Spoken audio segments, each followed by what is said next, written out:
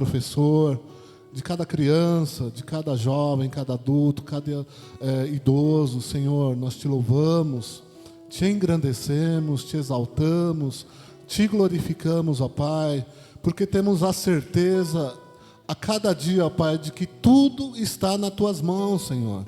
De que tudo, ó Pai, vai convergir no Senhor, ó Pai. Quer seja para juízo, quer seja para salvação, tudo vai passar pelas tuas mãos, ó Pai, já passa e vai passar, ó Pai. Muito obrigado, Deus, por esse dia. Nos dê um dia, ó Pai, no qual nós possamos aprender um pouquinho mais do Senhor, ó Pai. Segundo a tua palavra, segundo a revelação do teu Espírito, a unção do Senhor na vida de cada um dos teus filhos. Amém. Os irmãos ficam à vontade, Deus abençoe.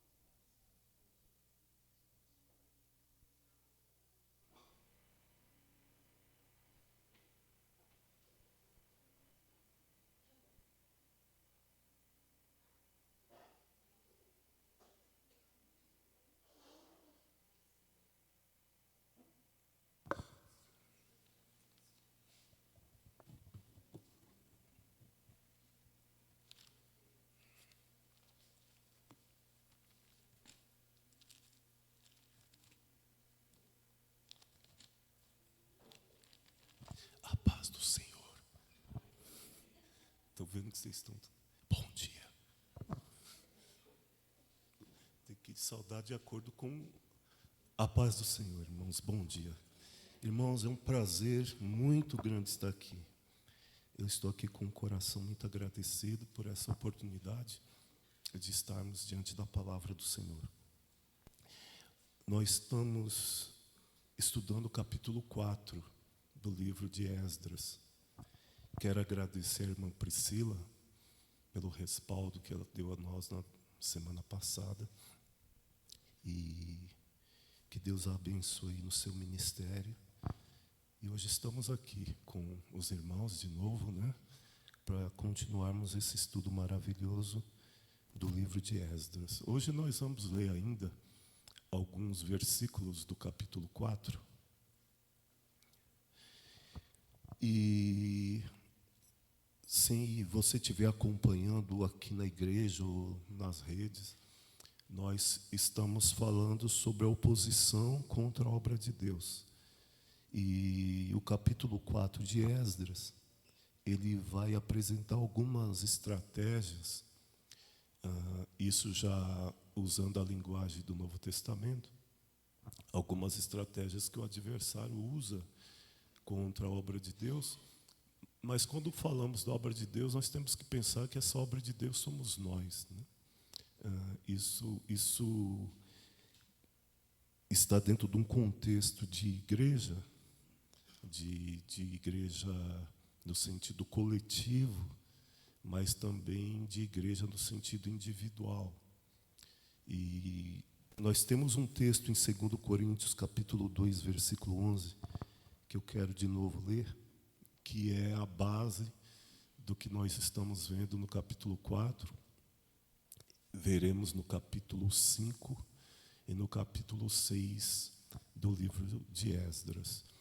O capítulo 4, o capítulo 5 e o capítulo 6 do livro de Esdras, ele vai formar a segunda parte dessa divisão que vai do capítulo 1 ao capítulo 6, onde vai se relatar o processo de reconstrução da casa de Deus, realizado por aquela primeira leva, por aquele primeiro grupo de cativos, de exilados, aqueles 50.000 exilados que retornaram com Zorobabel. Então, a história desse primeiro grupo, ela vai do capítulo 1 ao 6.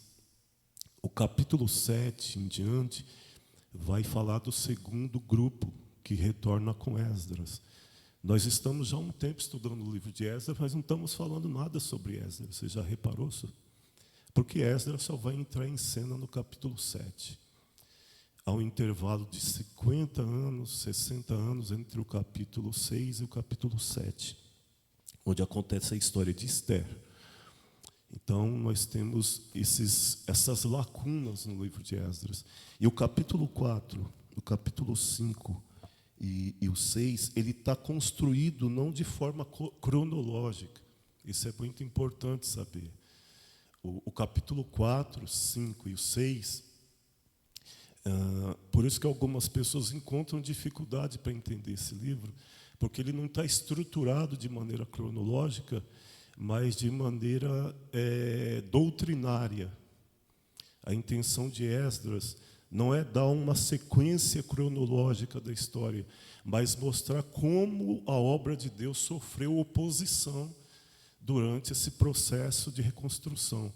Então, todo o capítulo 4, capítulo 5, capítulo 6, ele está construído com essa ideia de mostrar como nesse processo de reconstrução da casa de Deus, houve uma sequência de oposição que perdurou por quase um século. Foi quase um século de oposição. Tanto no reinado de Ciro, de Dario, de Artaxerxes e os outros imperadores persas. A obra de Deus, é importante nós entendermos isso. O reino de Deus, quando Jesus disse assim, eu edificarei a minha igreja e as portas do inferno não prevalecerão contra ela. Jesus está dizendo o seguinte, que o reino de Deus ele atua em território inimigo. É isso que ele está falando. Eu edificarei a minha igreja e as portas do inferno, que é onde ela atua, que é aonde o reino de Deus está estabelecido, as portas do inferno não prevalecerão contra ela. O que é a igreja? A igreja é o reino de Deus na terra. E o que é a terra? É o território do inimigo. O mundo jaz no maligno. Então a igreja é o reino dos céus atuando em território do inimigo. Isso é a igreja. E quando eu falo a igreja, eu falo da família. O que é a escola, o trabalho, o bairro onde você atua? É onde a igreja atua. Onde você estiver, ali o reino de Deus estará atuando. Onde você estiver, ali estará o reino de Deus. Jesus disse, o reino de Deus não vem com aparência exterior. Ninguém dirá, ei-lo aqui, ei-lo acolá, porque o reino de Deus está onde? Entre vós. Então, é importante a gente entender que estamos na terra, embora sejamos cidadãos dos céus. Paulo vai dizer assim, 2 Coríntios 2:11, a fim de que Satanás não tivesse nenhuma vantagem sobre nós. O Espírito Santo poderia, ao inspirar o apóstolo, dar uma chance para nós, né? E dizer assim, para que Satanás não tivesse alguma vantagem sobre nós, ou para que Satanás não tivesse um pouco de vantagem sobre nós. Mas o Espírito Santo fez questão de dizer, para que Satanás não tivesse qualquer vantagem, ou nenhuma vantagem sobre nós. Mas veremos que nesse processo que estamos trilhando para o céu, muitas vezes ele leva vantagem sobre nós. Aqui ele levou uma vantagem e a obra ficou parada por 15 anos. A obra ficou interrompida por 15 anos. Ou seja, ela não deixou de ser feita, mas ficou interrompida. Quantas coisas nas nossas vidas ficam interrompidas nesse processo? Na questão de vida familiar. Aquela obra que Deus disse que faria na minha vida, na vida do meu filho, da minha filha, do meu marido, da minha esposa, essa questão familiar que não se resolve, não é? Deus fará. Deus disse que faria. Deus usou um vaso e disse que faria obra. Sim, mas nós podemos, no processo, dar condições para que ela fique interrompida. Geralmente, quando Deus fala algo para nós, Ele não fala quando vai fazer. Já percebeu isso? Fala, no dia 25 de outubro do ano que vem, eu vou fazer aquela obra que eu disse que faria. Por quê? Porque vai muito de como nós estaremos agindo nesse processo. Deus disse para o povo, vocês vão voltar para Jerusalém, eu vou dar todas as condições para que vocês façam o que lá? Edifiquem a casa do Senhor. A palavra se cumpriu, porque Deus disse que ia se cumprir. Mas nós precisamos entender, irmãos, que houve processo.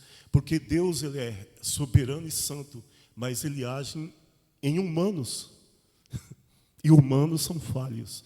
Então, se há falha, não é dele. Se há atraso no processo, não é dele. Porque Ele trabalha em parceria com humanos falhos. Humanos que são suscetíveis às artimanhas do inimigo. Humanos que se deixam esmurecer. Humanos que se deixam desanimar. Humanos que deixam entrar incredulidade no coração. Nós somos essas pessoas que podemos alongar o processo. E nós vamos ver no capítulo 4, 5 e 6 de Esdras, e ver como nós temos preciosas lições espirituais que poderemos aplicar nas nossas vidas. Isso vai ajudar muito na questão da família, na questão do ministério, na questão do nosso crescimento espiritual. Se nós entendermos o que Paulo está dizendo aqui, a fim de que Satanás não tivesse nenhuma vantagem sobre nós. Eu pergunto, Satanás pode ter vantagem sobre nós? Sim. O texto está dizendo. Agora eu faço outra pergunta, Satanás está tendo alguma vantagem sobre nós? Sobre a sua casa, sobre a sua família? Ele está tendo alguma vantagem no teu casamento? No seu relacionamento com seus filhos? Na sua vida espiritual, devocional? Essa é uma pergunta que só nós poderemos responder. E temos que ser muito honestos. Não sejamos hipócritas. Sejamos muito honestos. Sim, Senhor, está tendo nesse assunto e nesse assunto. Mas eu posso agora, com a luz que eu recebi do Senhor, tapar essas brechas. Amém? Porque essa é por isso que nós estamos aqui. Não ignoramos as suas artimanhas. Se nós ignorarmos a forma como o mundo das trevas age, somos mais que vencedores, irmãos. Podia chegar aqui, podemos todas as coisas naquele que nos fortalece. Amém.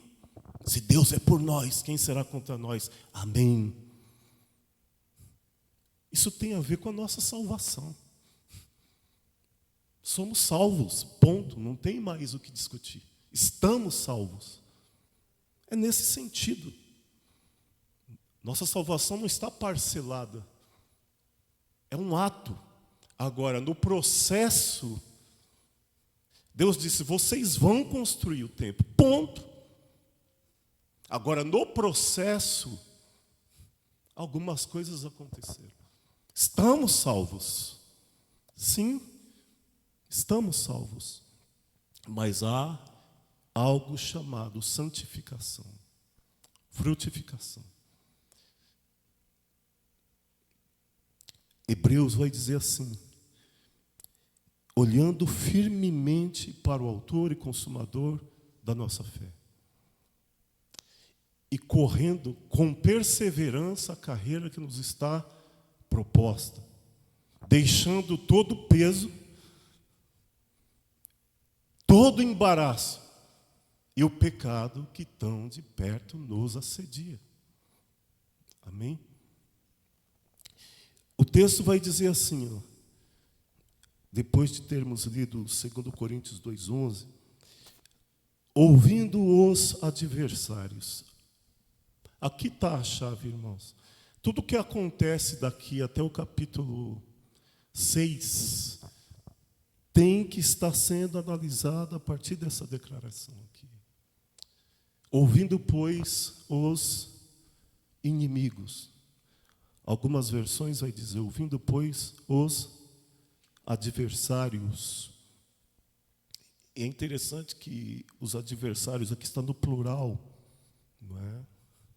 Efésios vai dizer que a nossa luta não é contra a carne, nem contra o sangue, mas contra principados, potestades, contra hostes espirituais da maldade nos lugares celestiais. A nossa luta. Por que temos uma batalha? Porque somos o reino de Deus em território do inimigo. A gente, às vezes, ouve na TV situações em que alguém de uma facção rival é surpreendida no território, né, da sua facção rival. E o que acontece?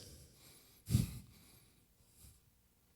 que acontece? Quando um policial é encontrado à paisana num território dominado pelo crime organizado. O que acontece com ele? Nós somos o povo de Deus, o reino de Deus em território do inimigo. Só não somos destruídos porque a igreja do Senhor é indestrutível. As portas do inferno não prevalecerão contra a igreja, mas pode prevalecer contra o crente que faz parte dessa igreja. Satanás não destruirá a igreja, mas ele pode, senão nós teríamos pessoas desviadas, pessoas afastadas do Evangelho, pessoas que se afastaram e morreram sem Jesus. A igreja é indestrutível, mas os membros que fazem parte dela, se não vigiarem, podem sim serem atingidos e muitas vezes feridos gravemente, a ponto até de se afastar do caminho do Senhor. E não podemos dizer que essas pessoas um dia não foram cristãs, que um dia não estiveram salvas, que um dia não conheceram a Jesus. A gente tem que ter essa consciência, irmãos. Quando usarmos determinados textos da Bíblia, as portas do inferno nunca vão prevalecer contra a igreja de Jesus. Um lobo nunca vai destruir um rebanho, mas ele pode pegar aquela ovelha mais fraca do rebanho. Está entendendo? Mas o rebanho ele não vai destruir, porque ele fica observando quem ele vai atingir. E no seu instinto de lobo, ele vai detectar aquela ovelha que está doente, aquela que está fraca, aquela que ficou para trás. Ele não sai desesperadamente pegando a primeira ovelha que ele vê. Ele analisa o rebanho. E ali ele vai perceber a que está mais fraca. E é aquela que ele vai buscar. Para que Satanás não tivesse qualquer vantagem sobre nós, pois não ignoramos os seus ardis. Se você estiver espiritualmente fraco, meu irmão, se você não está orando, você não está lendo a Bíblia, você não está jejuando, você não está em comunhão com a igreja, você está fraco. Você está fraco, você está suscetível a ser atingido pelo inimigo. Pode não se desviar, mas isso pode trazer sequelas gravíssimas para a sua vida e para a sua família. Você pode estar retardando o processo de Deus na tua casa, na tua vida e na tua família, como aconteceu aqui.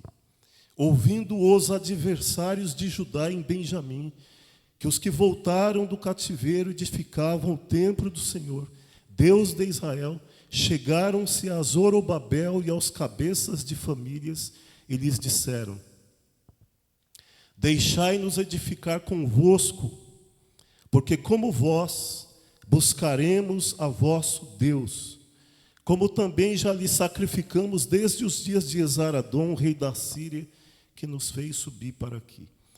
Eu não vou retomar isso porque já está na aula anterior. Nós já tratamos desse ponto, dessa primeira estratégia de Satanás.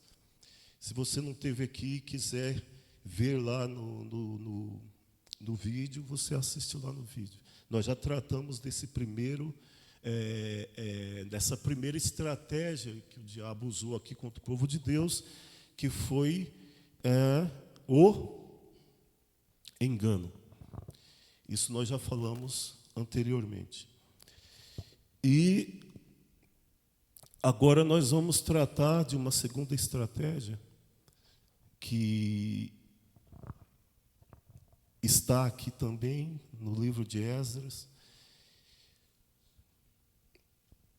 E nós vamos ler então Esdras capítulo 4, versículo 4.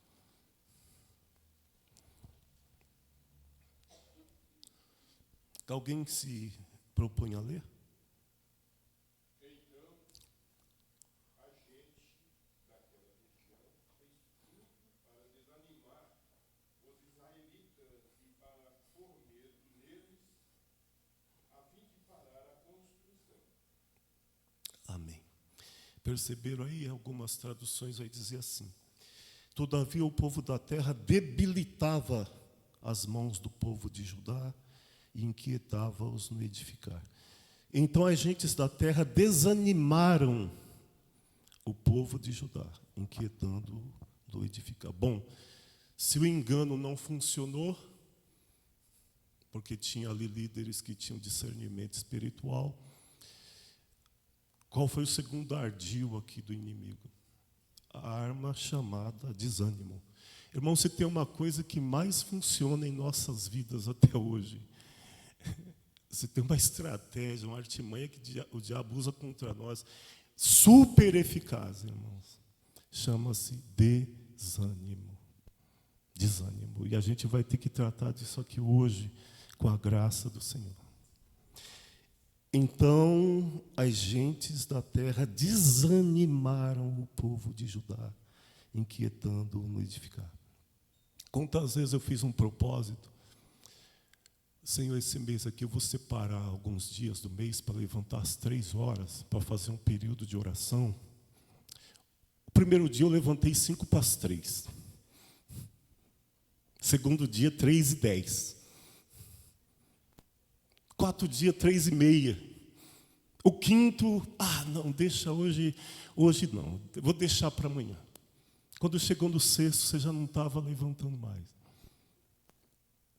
Sabe por quê, meu irmão? O diabo te desanimou. E ele vai trabalhando assim, gota a gota.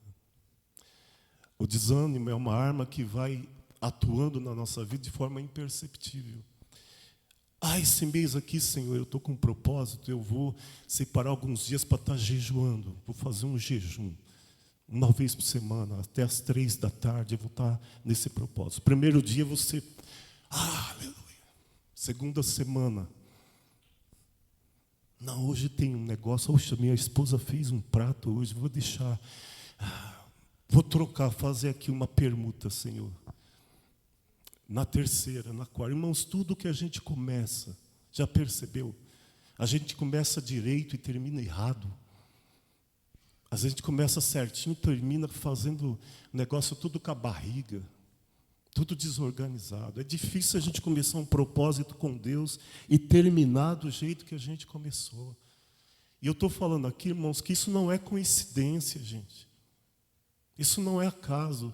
Nós não podemos ignorar as artimanhas de Satanás, as sutilezas do diabo. Não é? Então, os povos da terra desanimaram o povo. Desanimaram.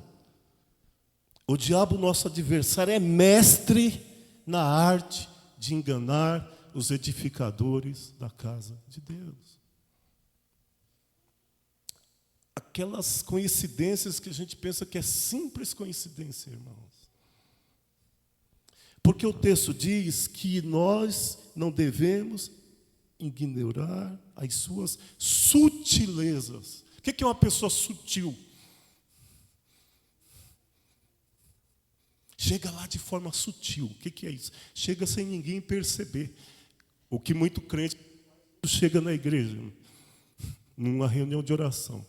Está todo mundo orando, ele chega, ei, cheguei, tudo bem, gente? Não se chega assim num culto de oração. É um desrespeito para quem está orando, né? Não é verdade?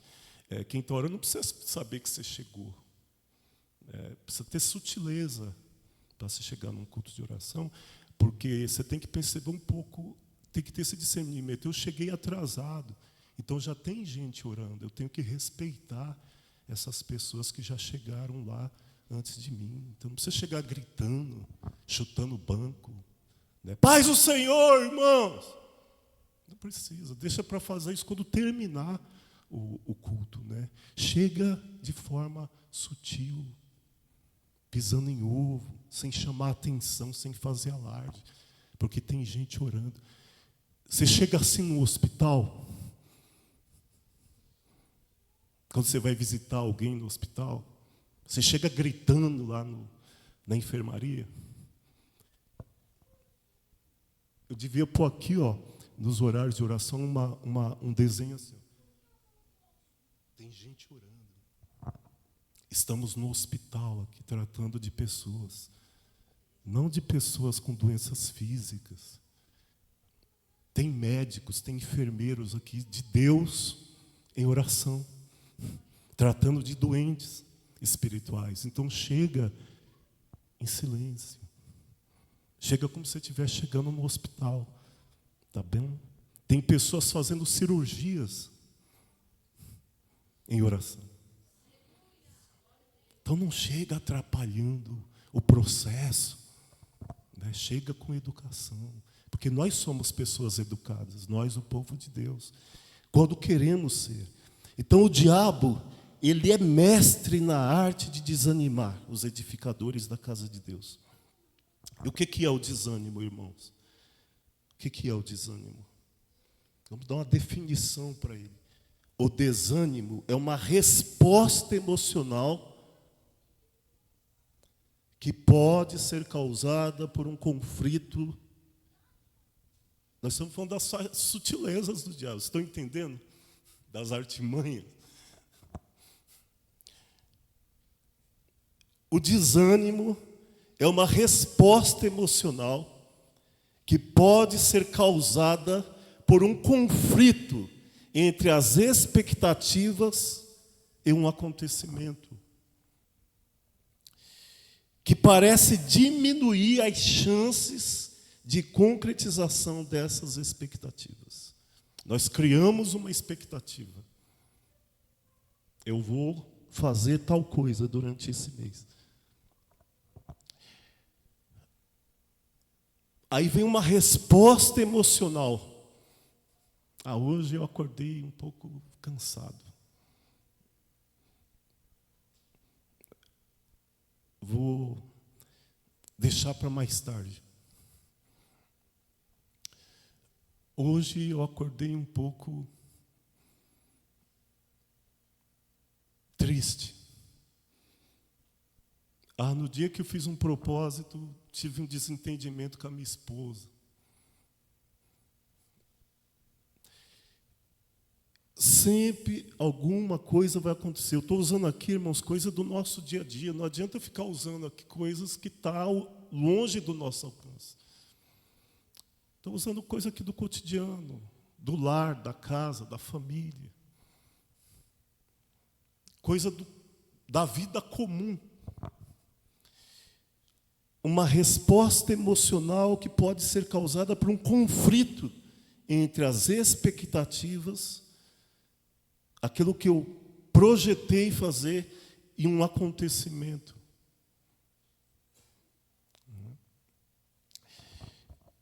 Eu sei que todo mundo aqui teria experiência para contar Todos nós aqui, em relação a isso.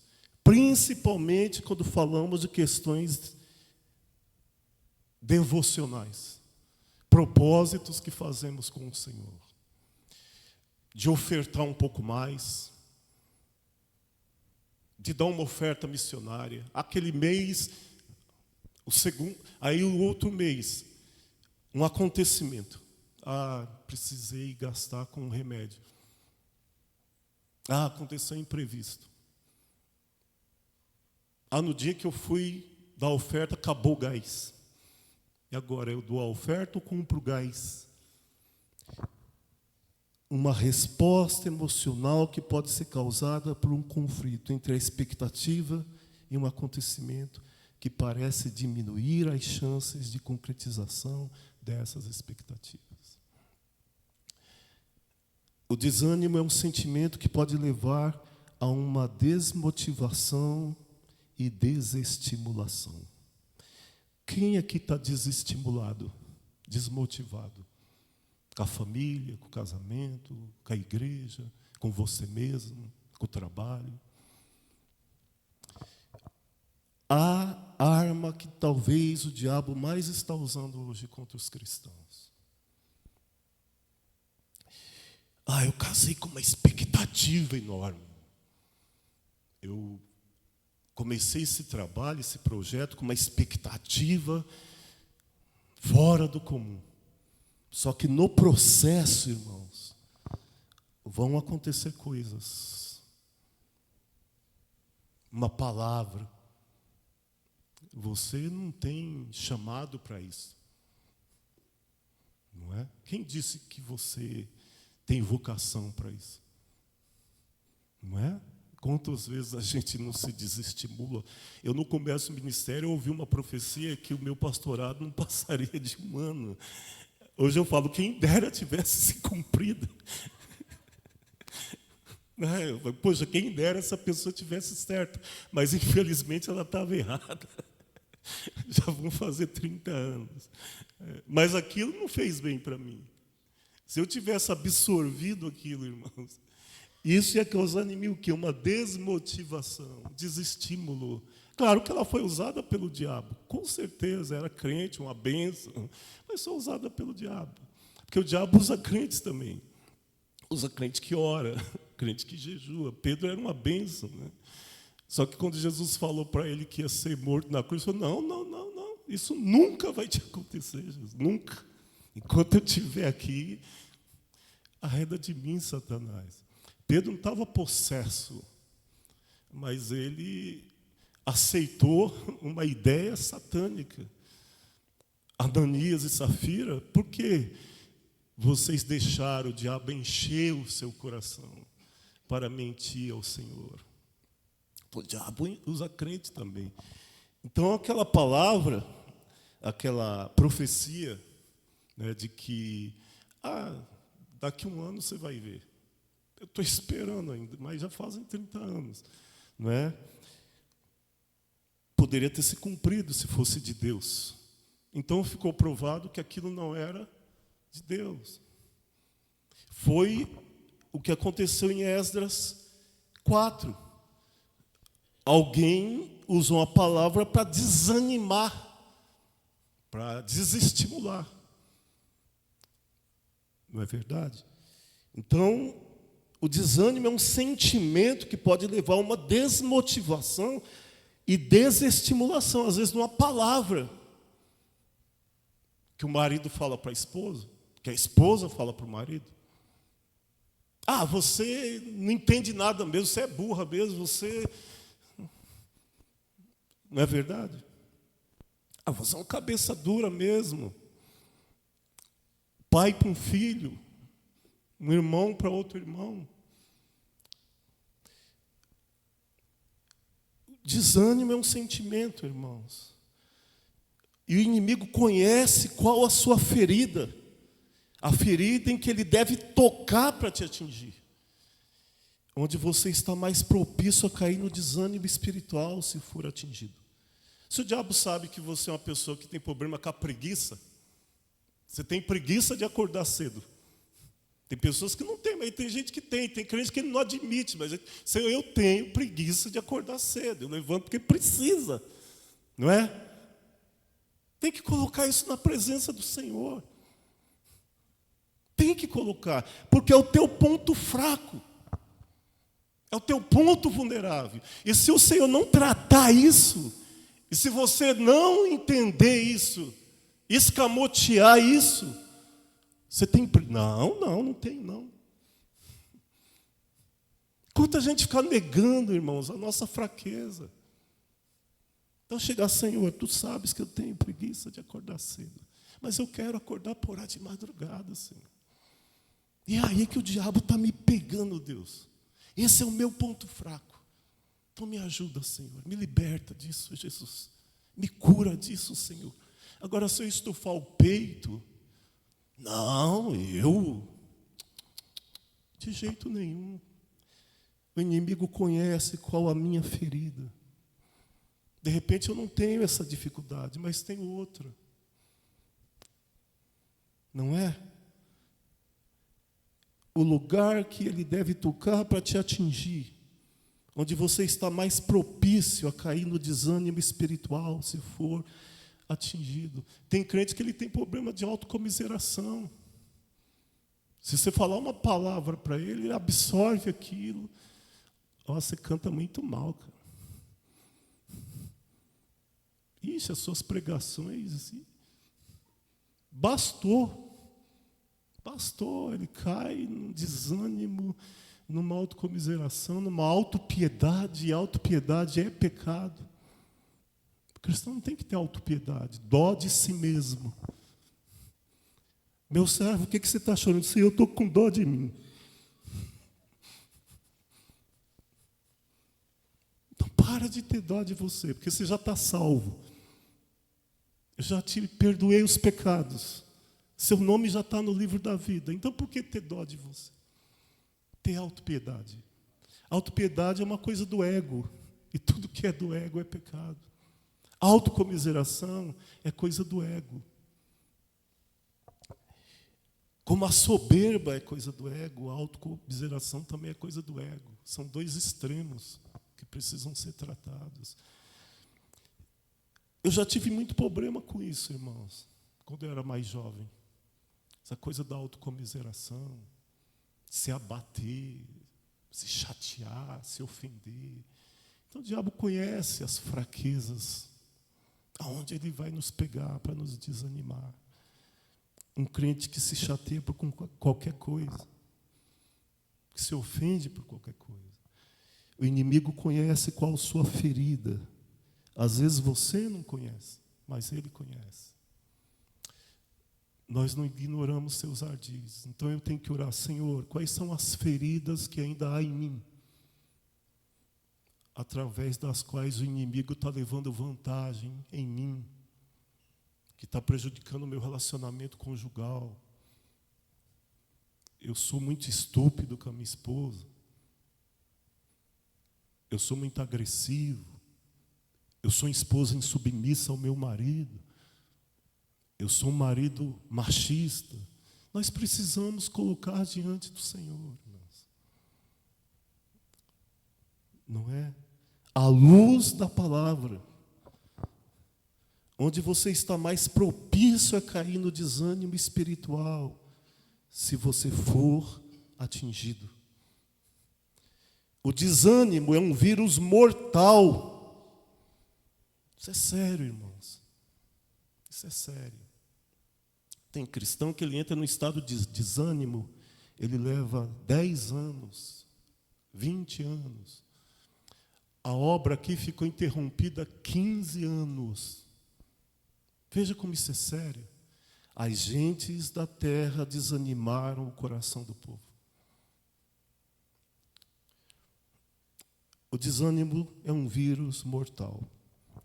Talvez pior que o coronavírus.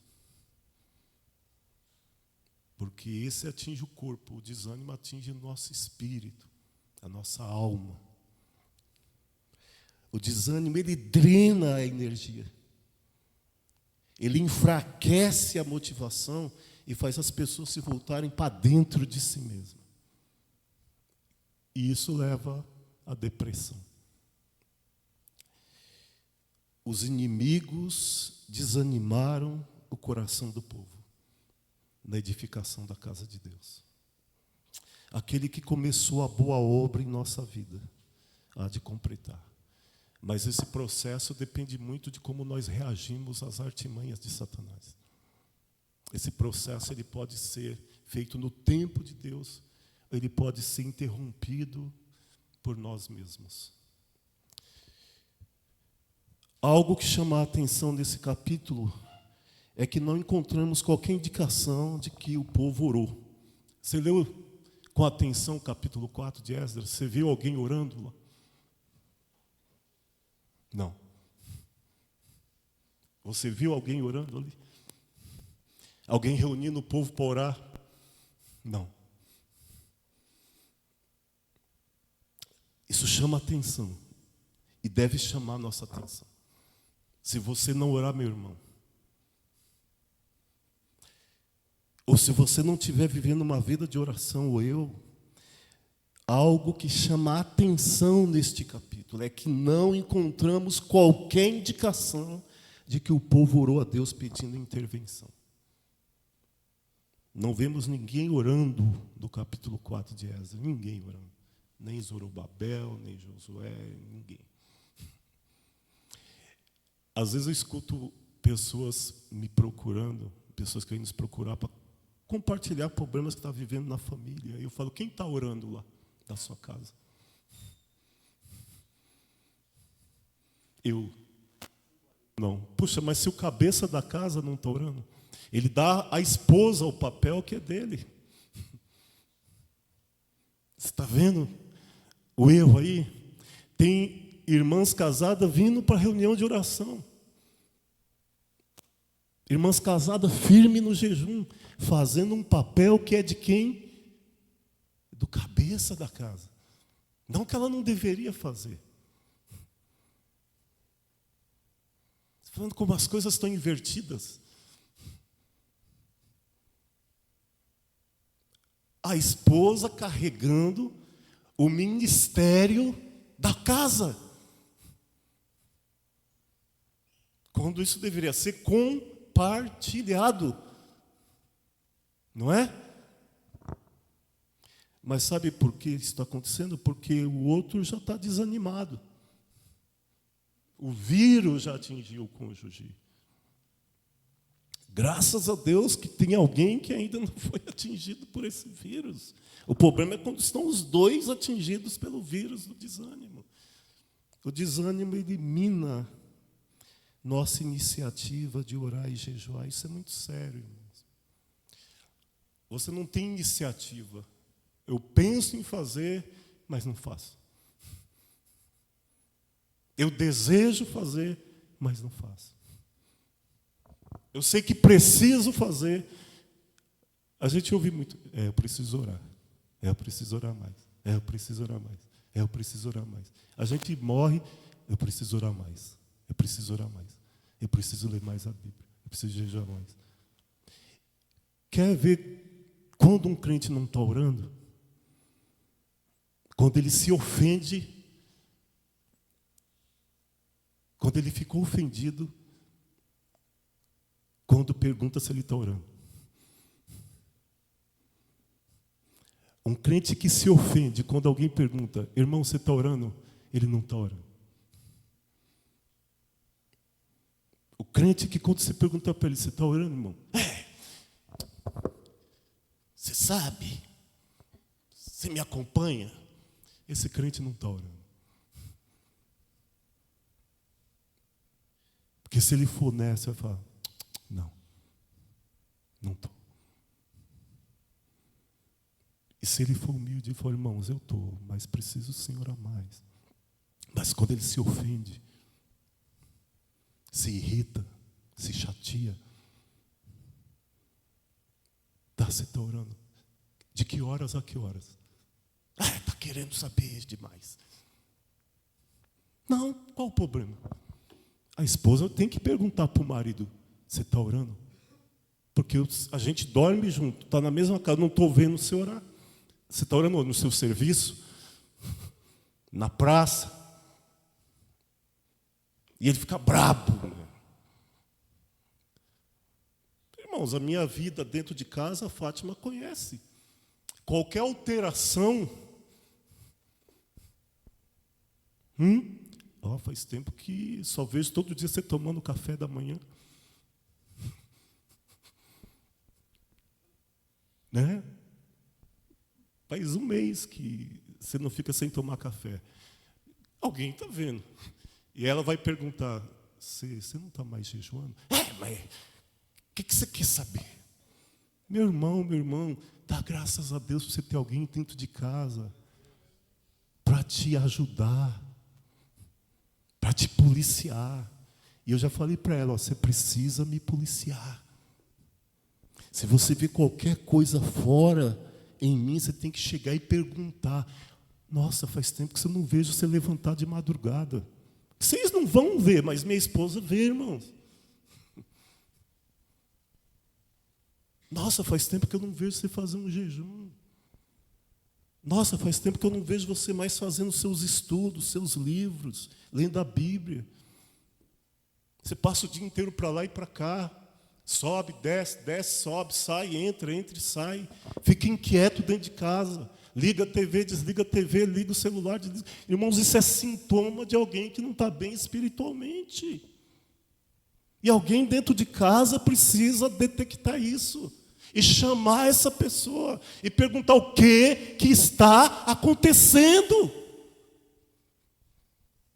Não é falar, o pastor conversa com meu marido. Pastor conversa. É você que tem que conversar. Porque é você que está vendo, irmã. É você que está vendo, irmão.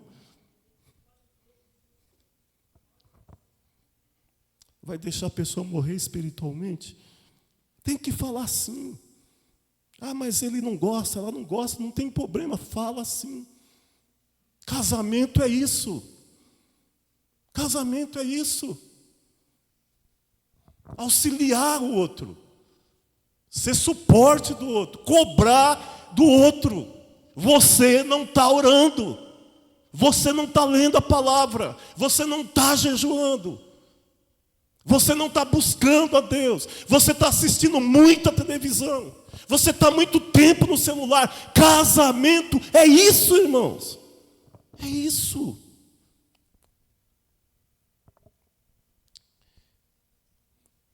O desânimo elimina nossa iniciativa de orar e jejuar. O desânimo nos afasta da vida devocional. O crente desanimado espiritualmente, ele tem pavor à oração. Né? Ele foge como o rato foge do gato. Felizmente, nosso Senhor e Salvador Jesus, aleluia, aleluia, felizmente, nosso Senhor e Salvador Jesus veio para nos trazer libertação das amarras do pecado. E por pior que sejam as tribulações, Ele está conosco. Isaías 40, 31. Mas os que esperam no Senhor renovarão as suas forças, subirão com asas como águias, correrão e não se cansarão, caminharão e não desanimarão. Os que esperam no Senhor renovarão as suas forças. Eu posso estar desanimado, mas eu não vou ficar para sempre desanimado. Aleluia. Aleluia. Que o meu desânimo não dure um dia, irmãos. Que eu busque ao Senhor. Que eu peça socorro. Irmão, ora por mim. Me sacode, me chacoalha. Me leva para um culto de oração, nem que eu for amarrado. Mas me leva. Vinde a mim, todos os que estáis cansados, desanimados, e eu, Jesus disse, eu vos aliviarei. Todos. Ele diz, você não. A você não. Vinde a mim, todos. Todos. Então tem dia que você tem que dobrar o joelho e falar, Senhor, hoje eu estou aqui cansado, desanimado, mas eu estou aqui. Hoje eu não tenho palavras, mas eu estou aqui. Irmão, já teve madrugada, eu sei que com você foi também assim, de você levantar, dobrar o joelho e falar, Senhor,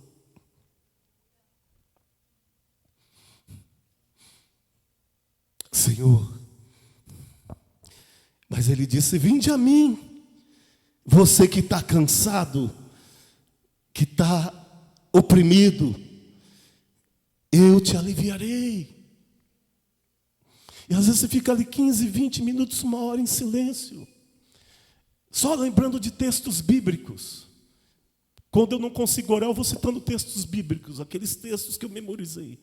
E vou falando um, e vou falando outro, e vou falando outro. Senhor, a tua palavra diz em Isaías, a tua palavra diz em Mateus, Senhor, lá em Hebreus, Senhor, lá no Salmo, Senhor. Ai, vou falando, daqui a pouco você começa a se animar, irmãos, porque a palavra é viva, a palavra é eficaz. Amém.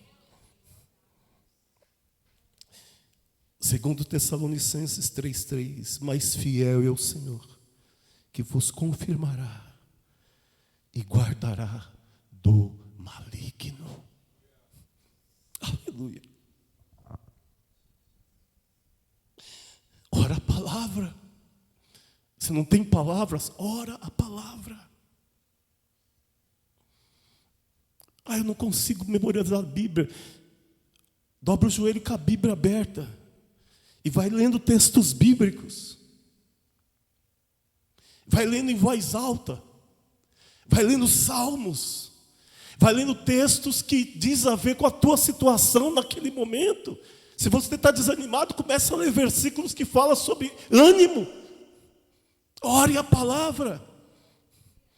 Está entendendo, irmãos? Mas não ignore as artimanhas do inimigo.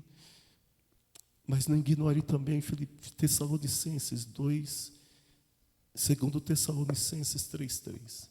Fiel é o Senhor, que vos confirmará e guardará do maligno. Então nós temos uma artimanha que hoje, nos fins dos tempos, irmãos, antes do arrebatamento, talvez seja a artimanha que Satanás mais tem usado contra nós. Desânimo. Desânimo espiritual. Mas nós temos um Deus que diz, vinde a mim. Nós falamos muito isso para o pecador, mas essa palavra é para crente também. Vinde a mim, vocês que estão cansados, sobrecarregados, cansado desse problema familiar, cansado desse problema de saúde. Vinde a mim todos que estão cansados e oprimidos. Ele pode até não dar a resposta, mas ele vai te aliviar. Ele pode até não resolver ou não curar, mas ele disse, eu vos aliviarei. Para que você continue a sua caminhada. Eu vou te dar um fôlego, um respiro. Amém. Sabe aquela água que dá para o maratonista? Que ele vai correndo, alguém vem cá. Ele pega o copo d'água. Jesus disse, eu vou te dar esse copo de água, para que você não pare de correr.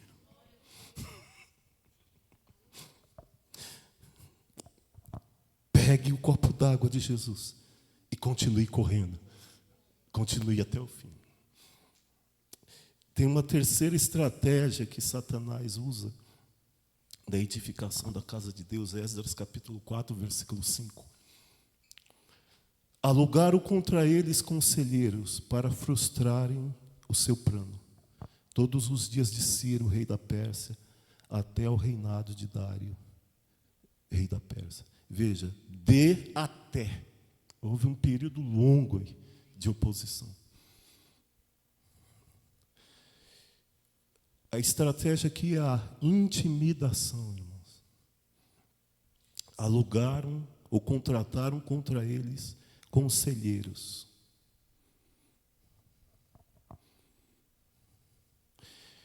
Você já experimentou alguma coisa desse tipo? Você já esteve convencido que Deus tinha te chamado para fazer alguma coisa? E quando as coisas ficaram difíceis, você parou? Você já teve esse tipo de experiência? Você começou algo, tinha certeza que era Deus que te chamou para fazer, como eles tinham certeza. Subir a Jerusalém, edifique a casa do Senhor.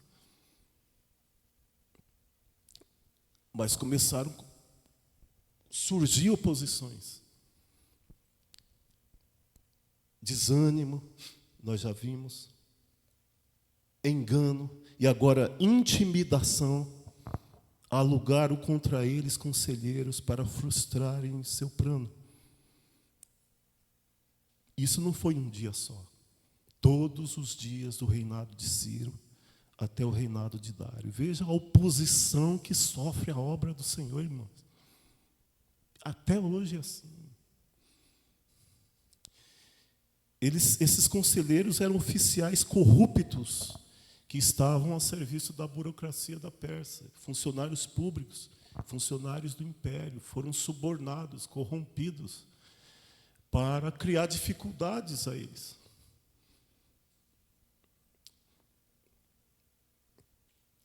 Já falamos esse texto aqui, Jesus disse: edificarei a minha igreja, e as portas do inferno não prevalecerão contra ela.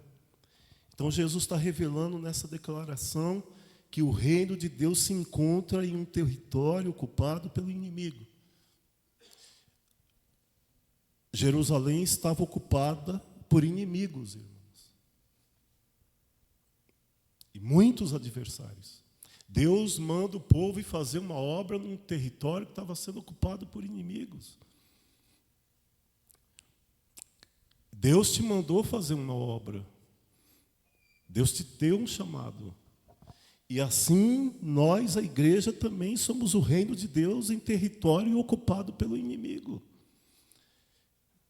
E Satanás procura frustrar o plano de Deus em relação ao seu casamento, à sua família, ao seu trabalho, à sua vida devocional, ao seu ministério, à sua vida com a igreja. Em todas as áreas da nossa vida, irmãos e irmãs, Satanás vai tentar frustrar o plano de Deus, destruir os desígnios de Deus, roubar a glória de Deus e apresentar-se como vencedor, por mais que ele já seja vencido, esteja vencido. Mas esse é o plano de Satanás. Ele veio roubar, matar e destruir. Frustrar os desígnios de Deus, destruir os desígnios de Deus, roubar a glória que é de Deus. E ele sempre se apresenta como um vencedor, por mais que já esteja vencido. O medo paralisa nossa mente, irmãos. A intimidação, ela paralisa a nossa mente. Ela rouba os nossos pensamentos. E ela vai converter aquela motivação em desespero, em impotência. Foi o que aconteceu aqui. Alugaram contra eles conselheiros para frustrarem seu plano.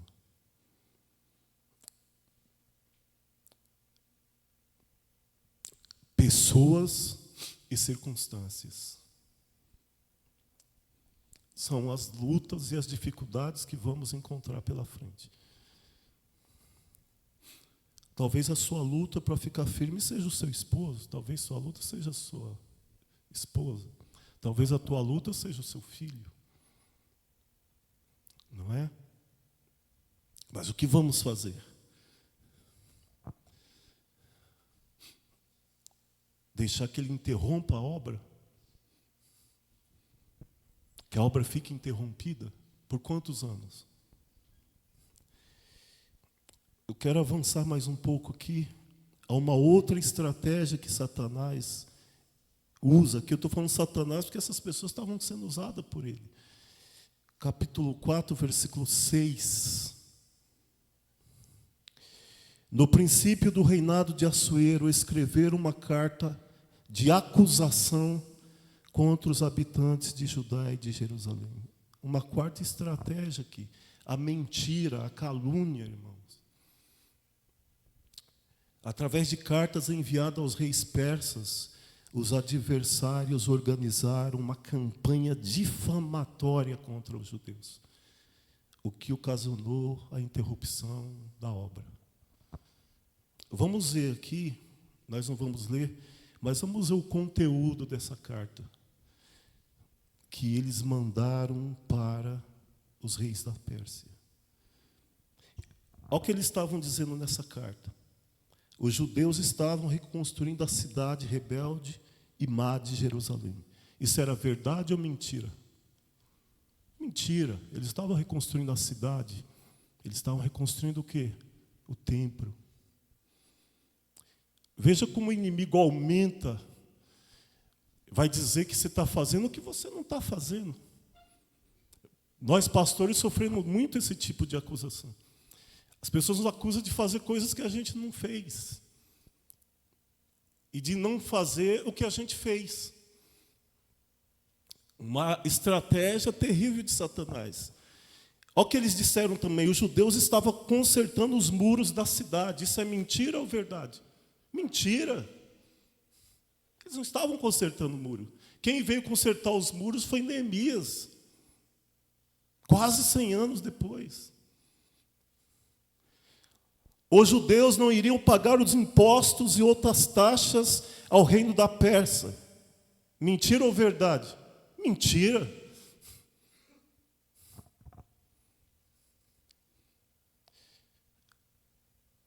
O rei da Pérsia deveria pesquisar os registros e conferir que Jerusalém era uma cidade problemática e que foi por isso que ela foi destruída.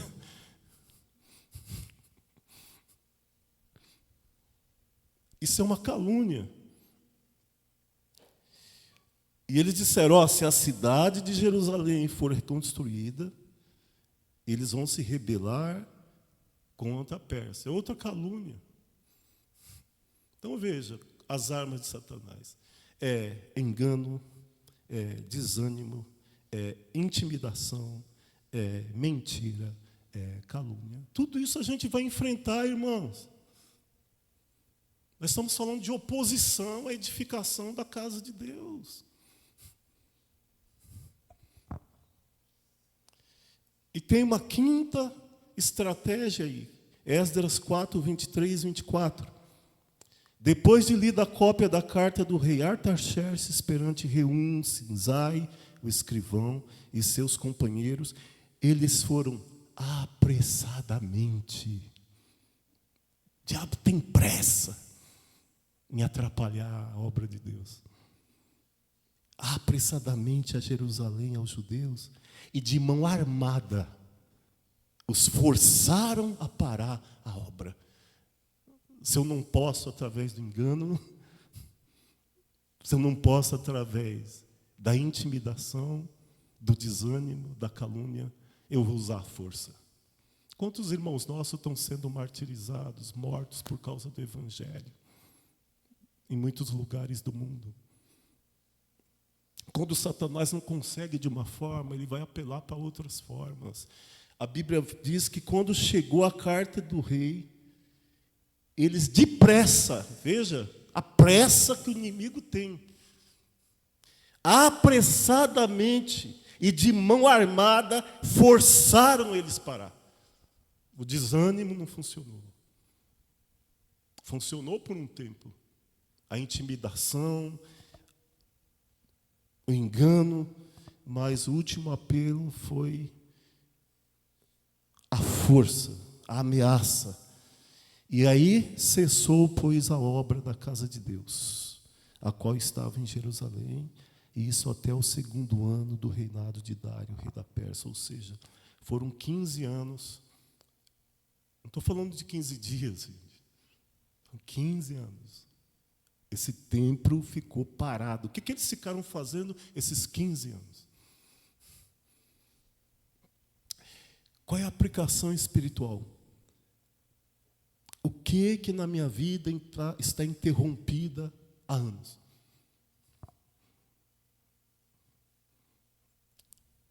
Que eu digo assim, o Senhor não vai fazer mais.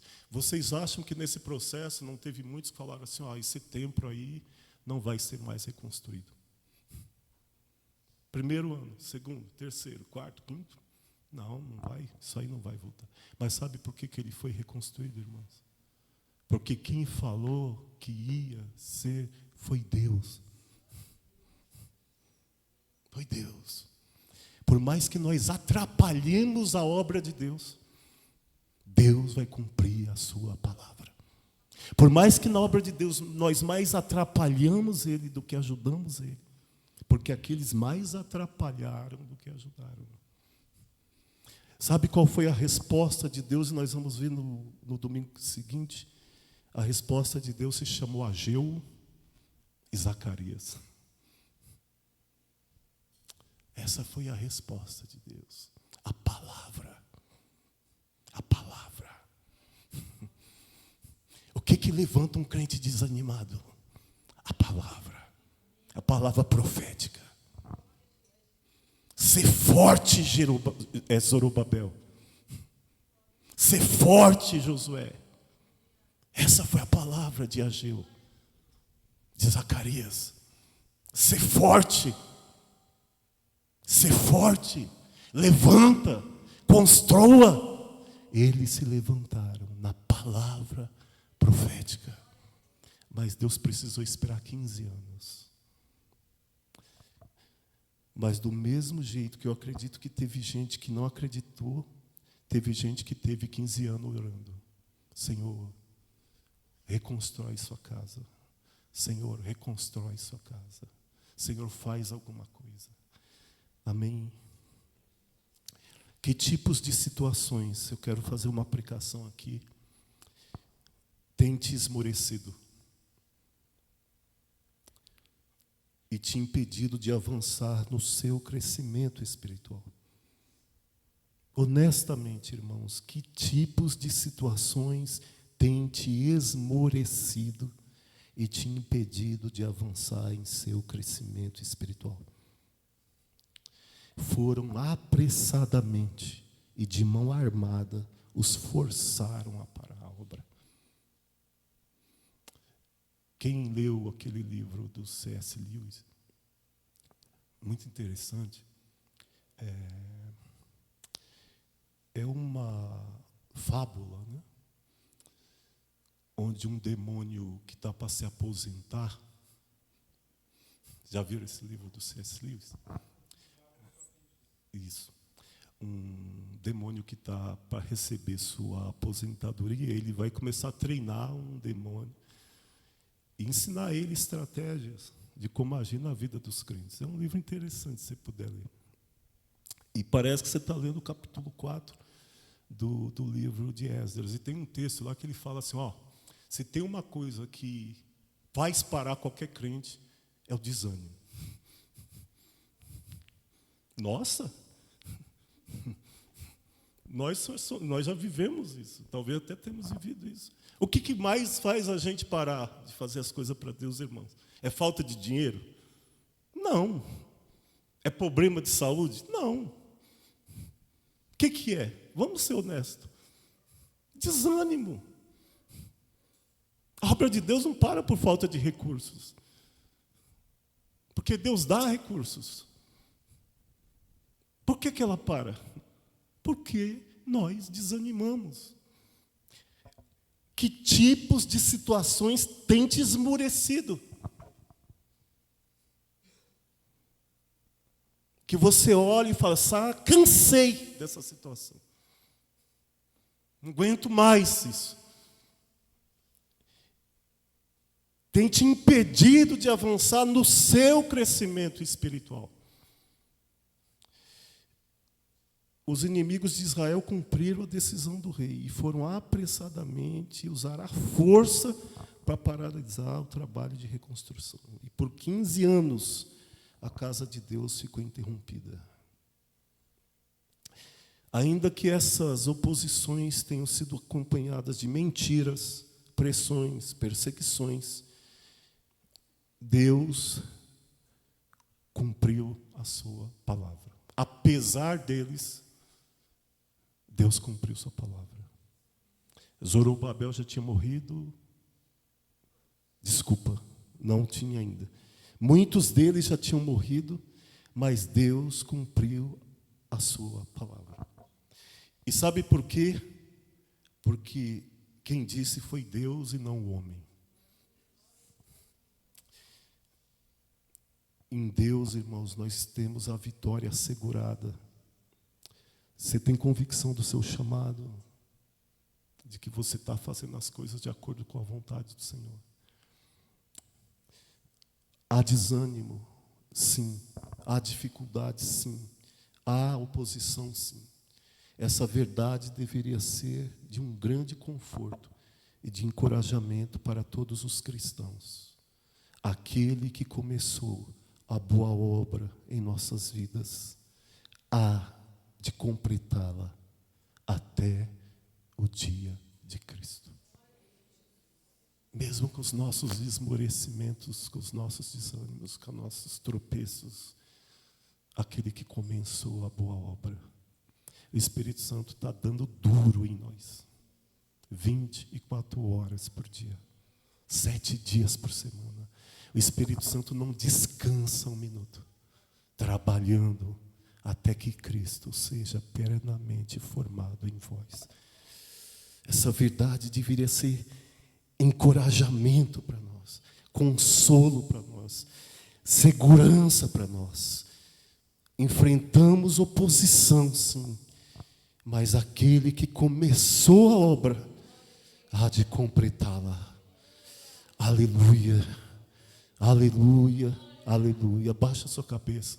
Eu quero fazer um minuto de agradecimento. Se você está se sentindo desencorajado, desmotivado, alguma área da sua vida que o diabo conseguiu te minar as forças, irmãos.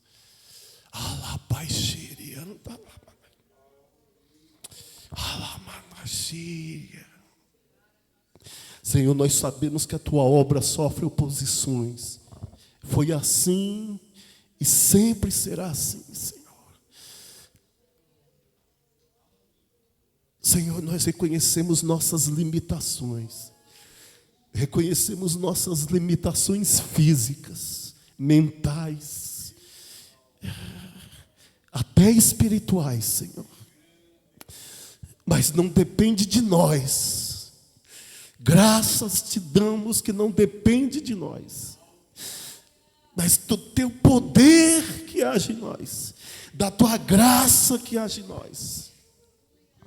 Que o Senhor venha dar força para esse meu irmão, venha encorajar essa minha irmã, venha repreender todo sintoma de desânimo, todo sintoma de fraqueza espiritual, Senhor. E venha, Senhor, pela palavra, assim como o Senhor levantou Ageu, Senhor, Zacarias, como porta-vozes do Senhor, para encorajar novamente aquele povo, Senhor. Que o Senhor levante nesses dias a voz profética da palavra, que a tua palavra entre em nós, Senhor, como palavra viva, eficaz e mais penetrante do que espada de 2 gumes. Amém. Irmãos, que você seja abençoado com esse livro, que você leia ele, e que aquilo que não foi possível compartilhar aqui, que o Espírito Santo venha ampliar no seu coração. Estude o capítulo 4, o capítulo 5 e o capítulo 6 de Esdras, irmão. De joelho, se for possível. Amém? Deus abençoe você, no nome de Jesus.